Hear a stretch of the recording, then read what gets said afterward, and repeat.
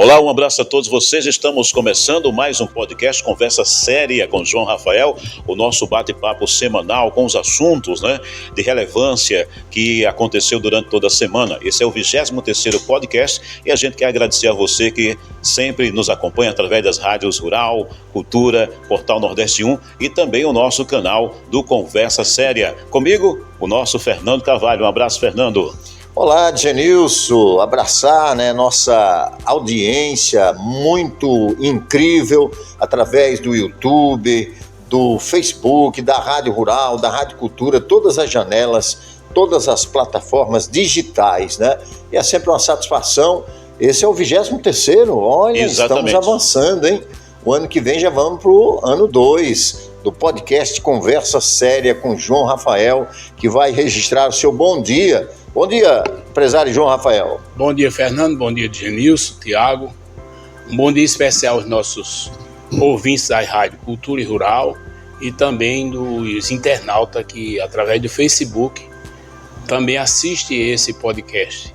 Tenho encontrado muitos amigos que têm até elogiados e também até feito algumas críticas que eu devo também sair um pouco do auditório e ir para a rua. Aquelas gravações que nós fizemos na Feira Livre de Guarabira, Fernando, foi importante demais para o conhecimento da população que não mora em Guarabira. Então nós devemos reprisar ou fazer outras gravações nos próximos podcasts. Então, naturalmente, a gente está sempre fazendo algo que chame a atenção da sociedade. Isso é importante demais. Então estamos aqui mandando um abraço a todos e dizer que, com a graça de Deus, estamos muito felizes em estar ao lado de vocês aqui para a Conversa Séria, hoje, no 23º podcast. João Rafael, estamos no período final do ano, aquecimento das vendas, aquecimento, portanto, para as compras do Natal, do final de ano. Que conselho o senhor daria para o cliente que quer adquirir, portanto, um produto nesse espaço, nesse tempo que estamos vivenciando? E o que o comerciante, o lojista, deve fazer para atender bem a sua clientela, para que o cliente ele possa entrar naquela loja, se sentir bem e tentar voltar para fazer novas compras? Olha, na verdade, o comerciante, o lojista em Guarabira, eu noto que ele se preocupa muito em promoção, em baixar preço. Mas eu acho que a maior preocupação que nós devemos fazer na qualidade de lojista a nossa preocupação é com o atendimento. Um bom atendimento cativa o cliente, faz ele voltar e muitas vezes ele não está só pichinchando o preço. Ele está observando o tratamento na hora da venda. Então, por isso que é muito importante você tratar bem ao cliente. Eu costumo dizer que o maior patrimônio de um lojista não é o estoque de mercadoria. O maior patrimônio do lojista, naturalmente, é o cliente. Então, por isso que o cliente deve ser sempre 100% valorizado. Eu queria entrar, Genilson, em um outro assunto, além desse que você abordou, que é um assunto importante, mexe com a nossa economia, cliente, lojas. As lojas se movimentam muito para, evidentemente, atrair também o cliente para dar sequência, a 13º, a pagamento de final de ano, enfim, final de ano sempre é uma festa.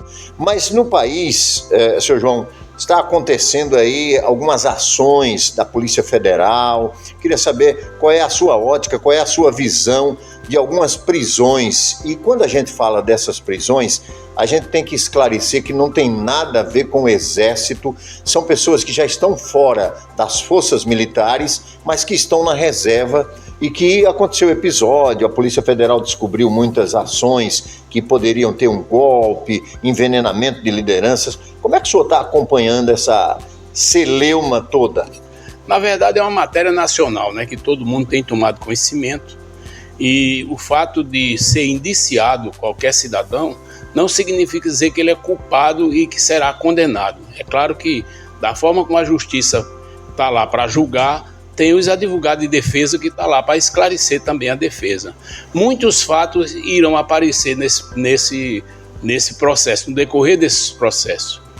Eu diria que aqueles que realmente já foram pegos com determinadas provas, esses vão ter que se justificar e vão ter que fazer os seus esclarecimentos e apresentar as suas defesas.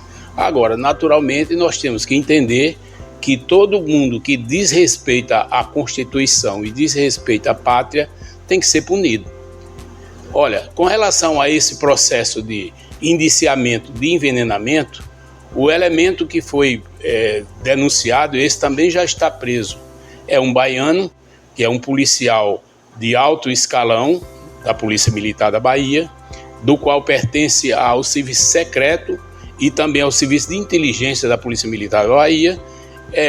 Tem que entender que o governo da Bahia é do PT, sempre foi do PT, ultimamente, e hoje também é do PT.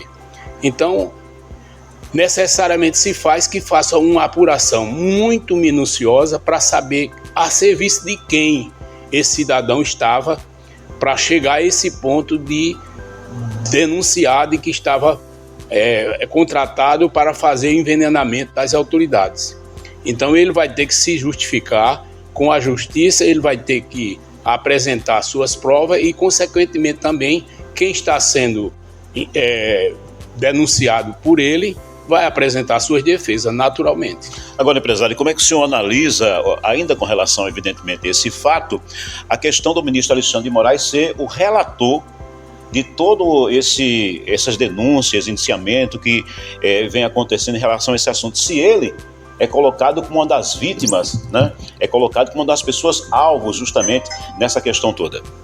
Eu acredito na justiça brasileira e creio que tudo isso será revisto, porque a justiça ela está lá para julgar, mas tem que haver o inquérito, depois do inquérito tem que haver o indiciamento, o inquérito e depois o julgamento.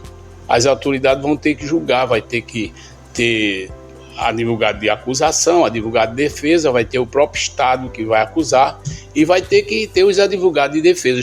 Já ouvi muitos juristas dar entrevista com relação a esse fato e não é normal numa democracia um elemento da justiça fazer todo esse processo sozinho. Não cabe a ele, cabe sim a um conjunto de juízes e também aos seus delegados fazer os inquéritos e apreciação. Eu acho que tudo isso vai ser revisto, que a justiça brasileira tem responsabilidade e não pode fazer de qualquer maneira. Por isso, no caso, empresário, ele é parte integrante de tudo isso. No meu ponto de vista, deveria pedir o afastamento, né, e colocar outra pessoa, substituir por outra pessoa para que haja julgamento. Ou até mesmo deixar para o próprio colégio, né, porque lá tem turma, a primeira turma e a segunda turma do Supremo Tribunal Federal.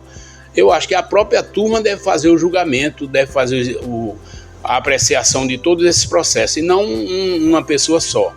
Mas a culpa maior disso, eu acho que é o Congresso Nacional, que não se movimenta para regulamentar todos esses requisitos que está na Constituição.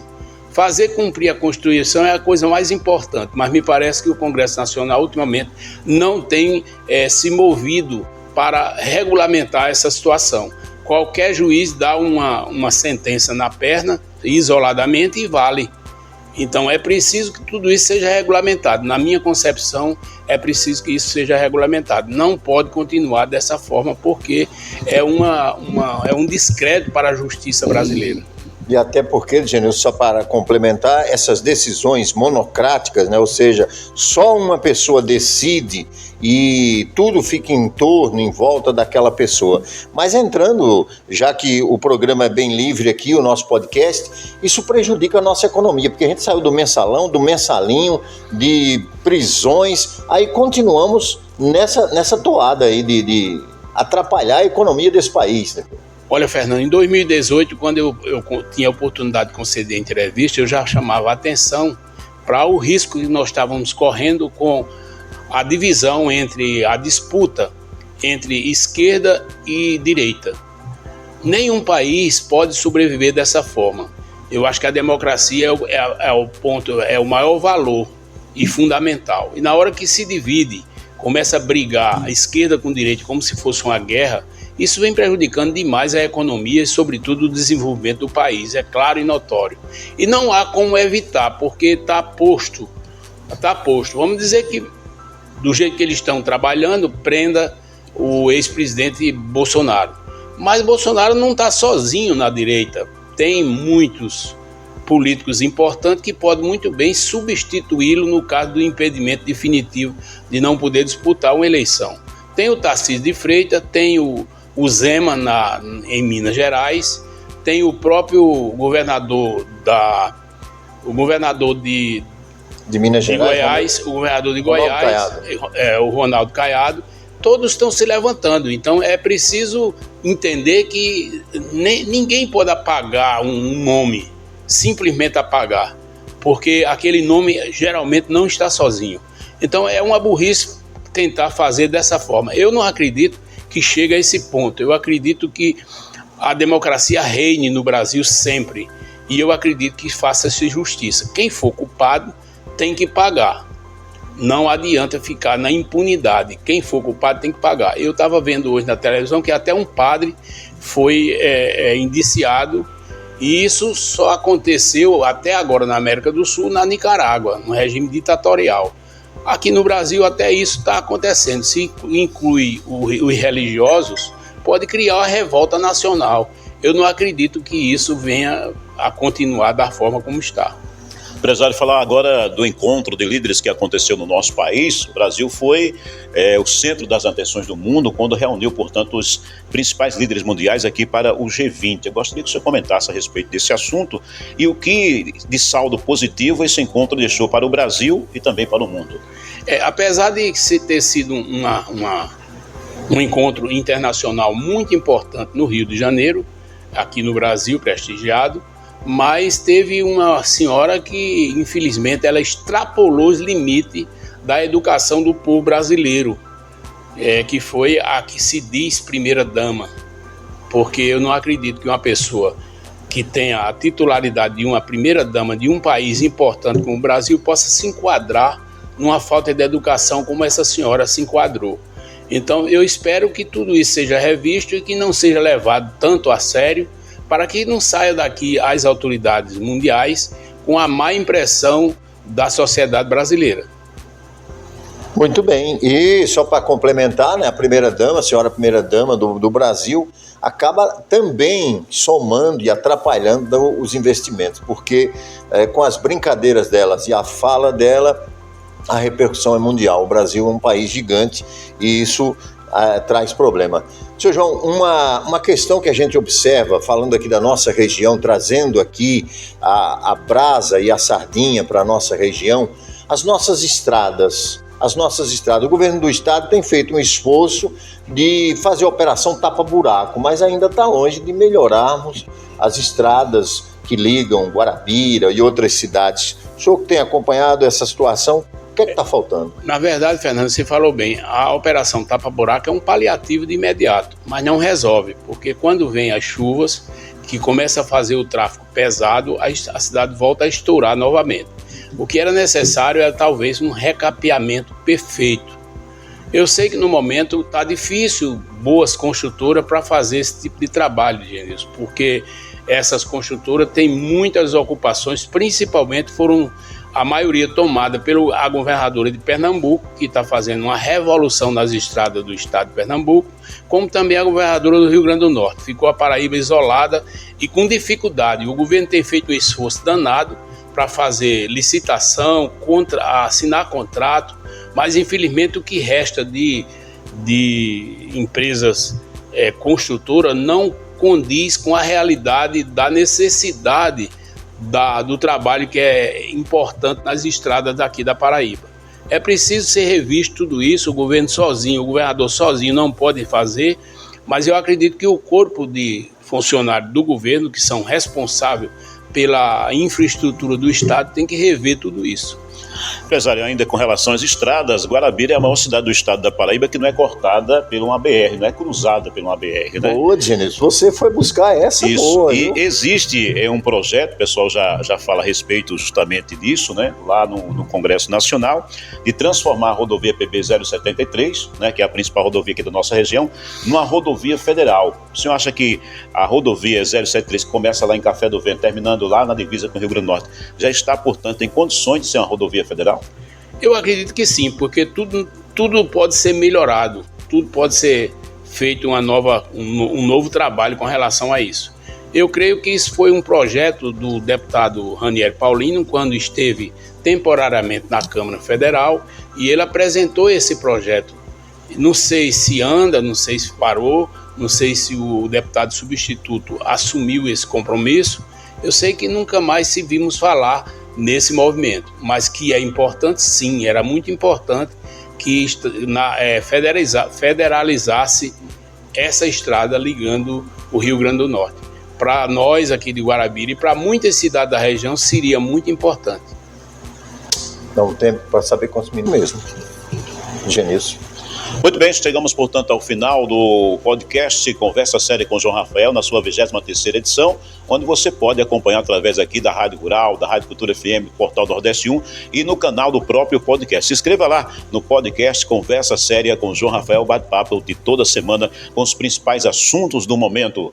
Chegamos ao final, meu caro Fernando Carvalho. E os principais assuntos de Genilson que estiveram aqui sendo envolvidos no podcast, estradas, comportamento das autoridades, enfim. Eu gostei dessa federal que você trouxe, eu não estava por dentro dessa. Você está bem, viu, Genilson? Seu João, final muito bom. Hoje nós vamos encerrar o nosso podcast com uma visita às óticas Carol. Meu amigo Luciano, ele fez um esforço muito grande aqui em Guarabira para fazer uma reforma na sua loja e Guarabira merece isso. Então eu acho isso que nós devemos prestigiar e eu faço questão de encerrar o podcast com algumas filmagens dessa reforma que é muito importante para a cidade de Guarabira e para o Brejo inteiro. E dizer que na próxima semana nós vamos ao gabinete do prefeito Marco Diogo falar sobre qual foi a principal obra de Marco Diogo durante esses quase 6 anos que ficou à frente do governo municipal. É importante que ele fale e é bom que a gente explique isso a todos os nossos telespectadores e ouvintes. E eu lhe pergunto, Luciano, o investimento dessa monta que você fez na cidade de Guarabira, o mercado compensa ou você tem ideia para conquistar ainda o mercado? Seu João, primeiro eu quero agradecer a sua presença aqui conosco, falar que eu sou um fã seu, por toda a sua história. Eu costumo dizer que o senhor é uma pessoa essencial à cidade de Guarabira, o senhor é um exemplo de empresário, de empreendedor, e a cidade, respondendo a sua pergunta, o podcast é Conversa Séria, Isso. Respondendo a sua pergunta, a cidade de Guarabira ela comporta esse investimento, ela merece esse investimento.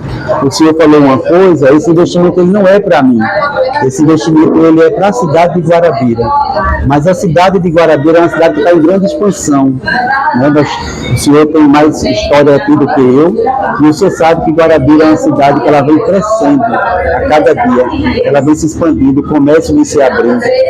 Ela é uma cidade que abraça outras cidades e eu falo para o senhor que esse investimento ele é um investimento pensado, estudado e a gente chega à conclusão, depois de toda essa análise, que Guarabira realmente precisa desse investimento. Estamos aqui em Guarabira há 8 anos, a loja ela passou por uma nova reestrutura, faz parte da franquia da marca e fica aquela dúvida, será que vale a pena, não vale? Vale o investimento? Eu digo para o senhor que vale o investimento, vale a pena. Isso é importante, porque cada dia consolida. Eu que vivo em Guarabira há muitos anos, posso lhe dizer que essa rua era toda residencial, não tinha casa comercial nessa avenida. Parava ali onde está a Ricol, Para cá foi uma novidade. Hoje, Guarabira, cada avenida, por exemplo, a Costa Beris, essa aqui é a João Gomes Maranhão, tornou-se um shopping aberto. E vocês têm uma visão extraordinária de saber fazer na hora certa o investimento para chamar e conquistar cada vez mais os clientes.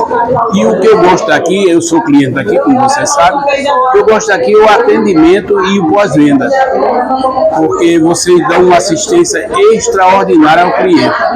Eu, na qualidade de cliente, eu me sinto muito bem. Então, Guarabira está bem servida com uma empresa dessa, porque não atende só Guarabira, mas atende a região.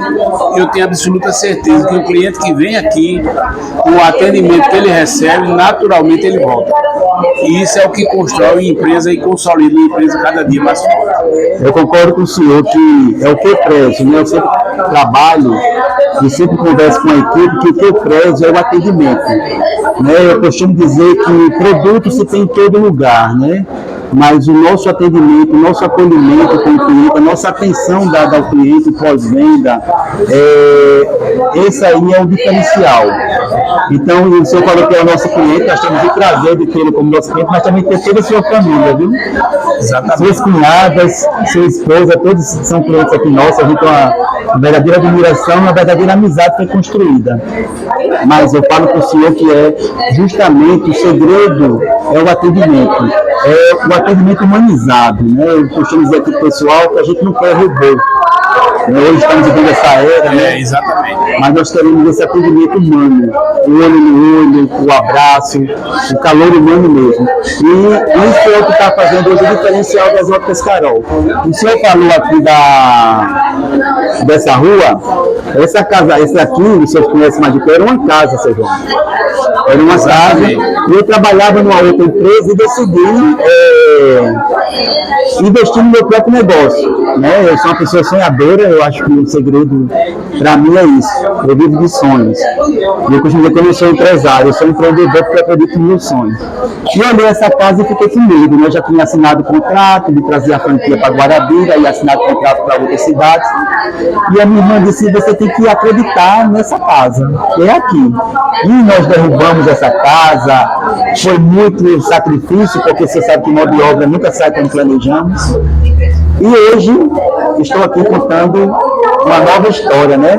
Algo que foi destruído e sim foi construído aqui nessa rua que deu certo.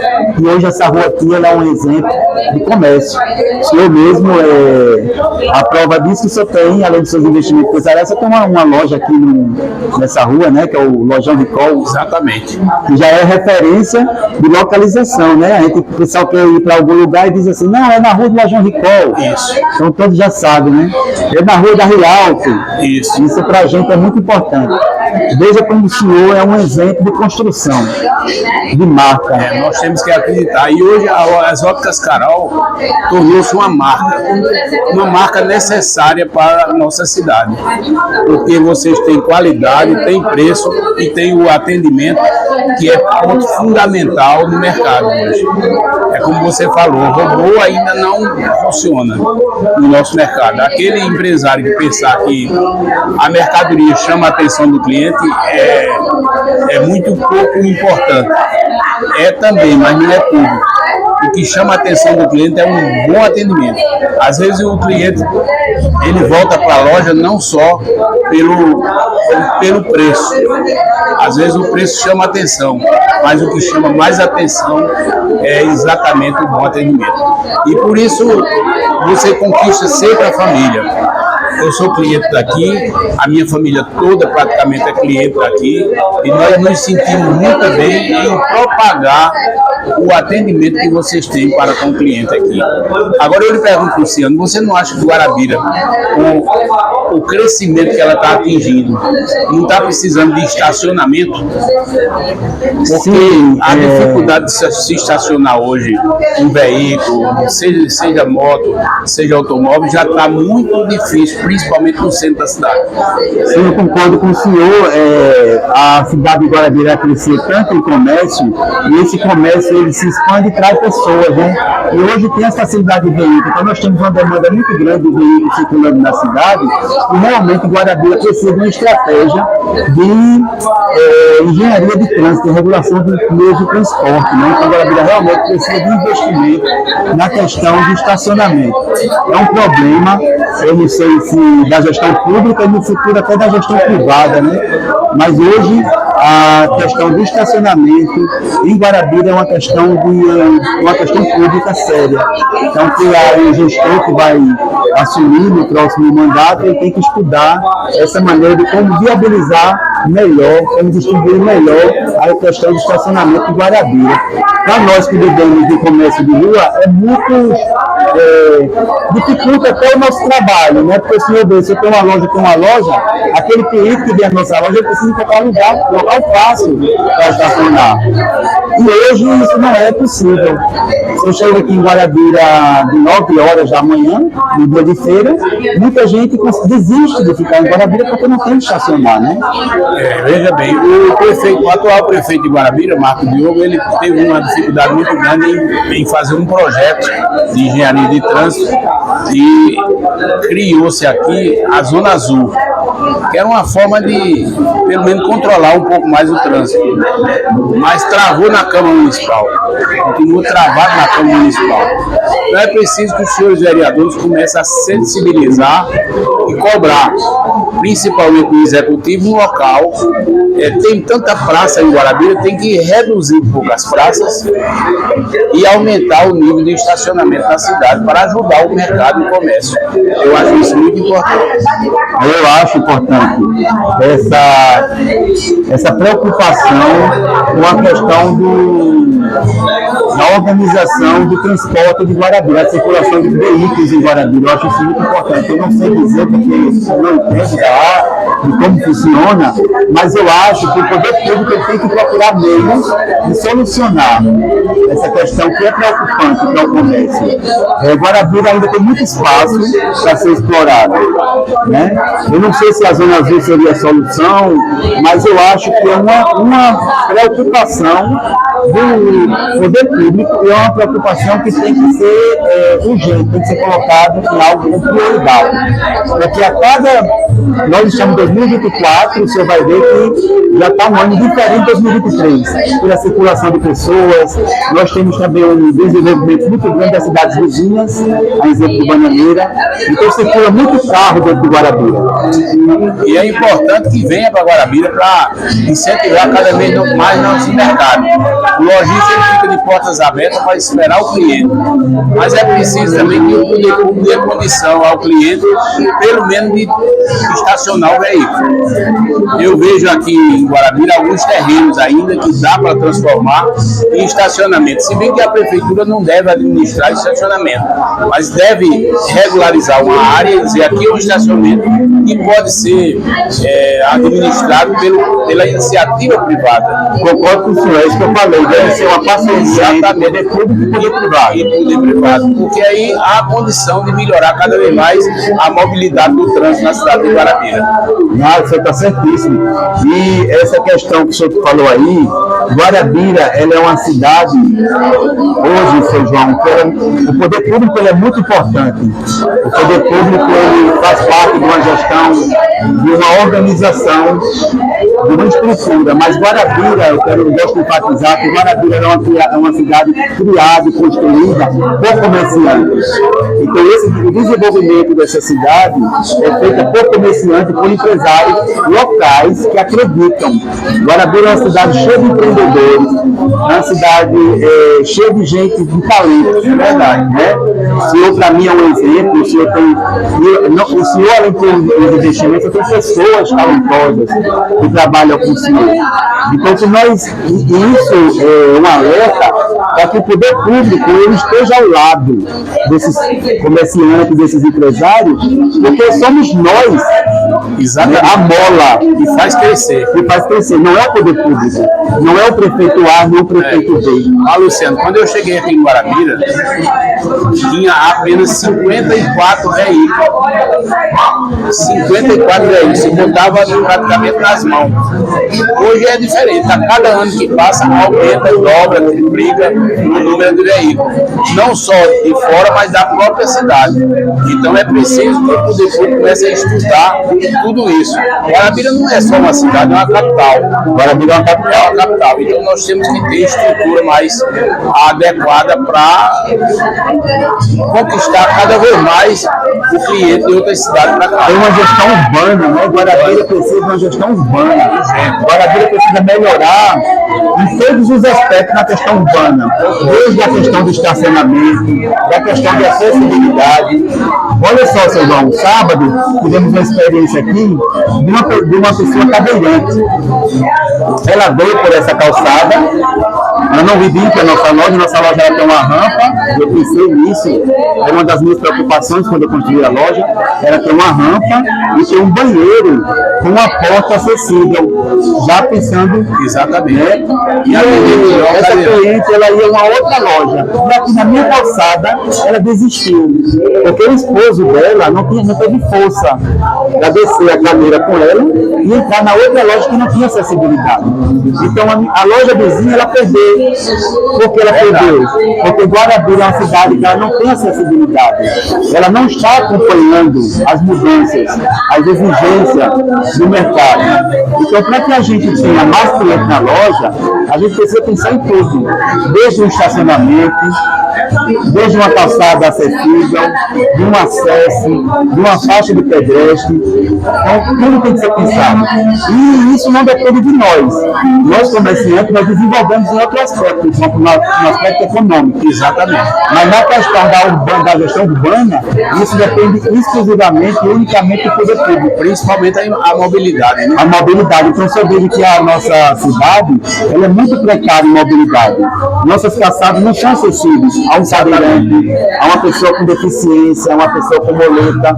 E nós, o senhor mais do que eu, que tem mais conhecimento e mais tempo, sabe muito bem que hoje nós perdemos. Eu perco um cliente quando ele é um cadeirante, que eu não dou espaço a ele de minha loja. Verdade. Né? E você sabe, seu João, que nós temos aqui o nosso primeiro cliente da nossa loja, ele é cadeirante. E o que mais conquistou ele na nossa loja foi a acessibilidade. Pois é. Uma rampa, né? Foi quando ele precisou ir ao banheiro, ele viu que o banheiro passou a cadeira de roda dele. Né? E sábado eu me senti realmente constrangido pelaquela situação, né? Daquele cadeirante não ter independência, porque quando a cidade, quando o gestor, ele pensa no trânsito, ele pensa na mobilidade urbana, ele está dando a oportunidade daquela pessoa deficiente de ele ser igual a mim ou ao senhor. É verdade. Né? Dele entrar numa loja, né? Ele está sempre tratado igual. E realmente o senhor falou um assunto que é muito importante, uma pessoa como o senhor tem autoridade para levantar esse assunto. Guarabira realmente precisa ser estudada a questão da mobilidade e a questão do transporte público, do transporte de veículo, da situação do veículo, e está um caso chegando numa situação caótica. Né? Hoje mesmo aconteceu, né? Então estamos com a engenharia do trânsito muito mal planejada. Verdade. E outra coisa, essa calçada que fica do seu lado aqui durante toda a avenida, ela está muito em desnível. Isso atrapalha muito a mobilidade do pedestre. Então, eu acho que a prefeitura ela não tem condição, porque ela é muito, vamos dizer assim, fiscalizada pelo Ministério Público. Ela não tem condição de fazer por conta própria as calçadas de terceiros, mas pode fazer uma parceria com o terceiro. Então, vocês devem fazer um abaixo-assinado e todos os comerciantes dessa avenida entregar na mão de um secretário de planejamento ou um secretário de infraestrutura ou o próprio secretário de indústria e comércio entregar para ele, para que ele possa levar ao executivo para fazer uma parceria com os comerciantes, para a prefeitura entrar, por exemplo, com 75% do valor e o comerciante entrar com 25%, uma hipótese, para que as calçadas sejam padronizadas de acordo com o padrão que a prefeitura deve exigir. Então, eu acho que isso é importante para o comércio dessa avenida. O senhor falou e está certo, o poder público ele não pode resolver tudo, né? Mas se ele procura parceria e se ele se mostra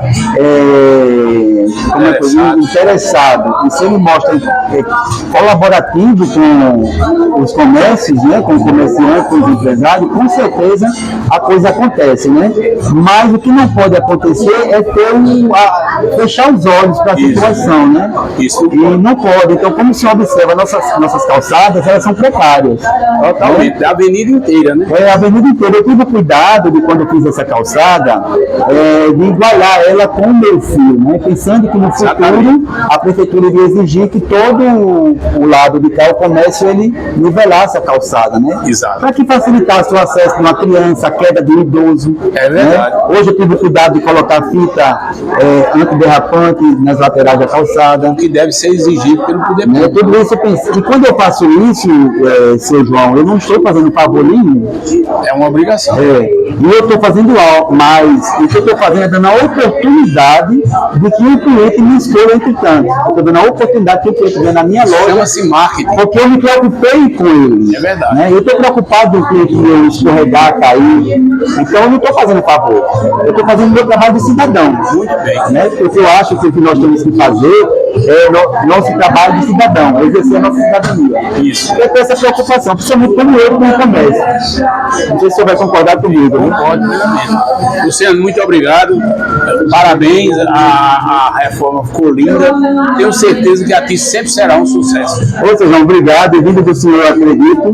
E pode ter certeza, viu? Não é rasgação de seda nenhuma, mas o privilégio e a satisfação de ter aqui é minha, porque eu já falei para o Fernando, já falei entre amigos, que o senhor é uma pessoa que eu admiro.